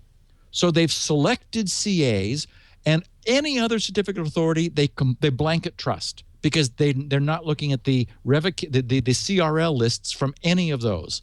So they've basically chosen some little subset, strong on CA certificates and EV certificates, so that they're giving them priority. But that's a tiny minority of the certificates on the internet. And well, I guess Adam's saying, though, but if we get the most important ones, that's sufficient. Right. Well, that's what he's saying, and that isn't sufficient because, for example, 140,000 were just revoked by GlobalSign, and they have none of GlobalSign's certificates. Zero. But that's not one of the certificate authorities in the list. Certificates are frequently revoked for other reasons besides security, right? I mean, it's... Well, no, 44% of them are, that's another thing he says that is not accurate. 44% are revoked because of key compromise. The majority reason is key compromise. I show a pie chart over on the OCSP must staple page from either WebSense or the net, can't think of their name, net monitoring guys. Anyway, I'm blanking. But no, it's key compromise is 44% of all revocations, and all 140,000 that were revoked after Heartbleed were due to concern over key compromise. None of which are handled by none of which are seen by Chrome. So his position is and I don't want to misparaphrase you, Adam, but his position sounds like it's too hard to do well, so we'll do the best we can. But you can't ask for any more than that. And yet you're saying, oh, but Firefox does do it properly. It doesn't get bogged down. It isn't giant. They're not giant lists. We're down. So are you saying at this point use Firefox? I am. Yeah. Yeah. Or don't care. I mean, that's the other thing. I mean, right now it's safe not to care, but you're waiting for the big event that might make it. Well, it's safe until it's not. Right. It's safe until someone takes advantage of this. The whole industry knows this is a problem. I just want us to be honest. I just want to say, look, it is broken. Chrome is providing no protection. And here's my point. When I did revoked.grc.com, their system didn't pick it up. They added it to the header. They put it in the header. That really is kind of a snotty thing to do. Well, we have to. we'll show Steve. Exactly. But it's not, obviously, that doesn't scale either. No, exactly. There are. You can't hand enter each of them. There were 3 certificates there. Now there are 5 because they added CloudFlareChallenge.com because that was known to have been revoked, and so they'd have egg on their face if they didn't show it revoked, and they added revoked.grc.com. Wow. Mine. Well, so they went from 3 to 5. Yeah. Okay. So that's the story. Yeah. So Firefox is the safest because it brings its stuff along. It runs on all platforms. You can turn on hard fail and see how you feel. If it's, I mean, you get absolute security if you turn that on. It can false positive. Sometimes just trying again, it'll work, which is what the people that were having problems with Google found. Or you can not care. I'm not arguing that everyone has to care because, I mean, Android has no protection at all. Maybe someone's going to take advantage of that. Maybe not. Would we know? I mean, would it be like such? We wouldn't, because you could have a spear phishing attack that wouldn't be a widespread attack. See, just take advantage that's exactly it. The smart guy is not going to make a big splash because then Adam will immediately put that cert in the header. CRL set. Welcome to the header. Welcome to the header. And so if you're smart and you want to, let's say, attack a bank, it's quietly, do it. And you arrange to get their key and you arrange to divert their traffic to your spoofed server, and you drain people's money very quietly and get as much as you can before the jig is up. And if that were a revoked certificate, then and the browser was checking, they wouldn't be able to spoof the site. But it's as not. it is now, it's completely spoofable when actually no one is checking. Yeah. Well, Adam, instead of resorting to snotty ad hominem snark, maybe you want to address this in a more appropriate way. And I know they're going to. There are guys at Google who get it. There are guys who feel that that OCSP must staple is the direction they need to go in. I sort of think, from the 1,000 yards, I think Google tried to launch their own. They tried to go their own way. I've had some conversations with people in the certificate authority industry who haven't been happy with what Chrome has done. Their original, when they rolled this out, they wanted the CAs to submit to them some carefully curated CRLs that they would then amalgamate and use for Chrome. And the certificate authority community just blew them off. They said, no, we're doing what we're doing. And so I actually think that the CRL set is a failed solution to the recognition that the current system has problems. But it's the wrong solution, and we're moving toward the right solution. Well, it's a great argument and a great conversation, and let's move towards the right solution and not just say, hand-waving, it's not possible. Well, and also saying, "Oh, don't worry, you're protected." It's gonna be fine. That's wrong too. We've got an imaginary process that will protect you forever. Exactly. Don't worry about it. Don't worry. It's not worse. I'm going to start using Firefox. I'm a big Chrome advocate, but I think this is a good reason to start using Firefox, and I think everybody who listens to this show should start using Firefox. Firefox 30 is quite nice, actually. Actually, they've really done a beautiful job with it. Yeah. Yeah. And we've been critical of Firefox in the past. It's not like we play favorites here. One thing we all agree on, don't use Internet Explorer. Yeah. Steve does his show every Tuesday at 1 p.m. Pacific, 4 p.m. Eastern Time, 2000 UTC on twit.tv. You can watch live or you can watch after the fact, on-demand audio and video, always available. You've got 16 kilobit versions of the audio for the bandwidth impaired from Steve's site, grc.com, along with full transcriptions, which actually is really great if you're having a hard time following it. You can just read along as Steve talks. We have higher quality audio and full quality video. So you could stare at Steve waving his hands. I don't know why you'd want to, but you can. And the blinky lights behind me. The blinking lights at twit.tv/SN for security. Now, do visit grc.com for SpinRite, the world's best hard drive and maintenance utility, maintenance and recovery utility, and, of course, all the great free stuff Steve offers all the time. And to follow along with Squirrel. What are you going to do next week? Next week, we got a Q&A. All so right. submit your questions, grc.com/feedback. I'll go through it, and we'll have a great Q&A episode. And if all stays well, the week after, we'll talk about the cool challenge of robustly harvesting entropy. Ooh, that sounds really fun. By the way, Firefox 29, not 30. 29, just Yeah, 29. All right, Steve, we'll see you next time on Security Now. Thanks, Leo. Security.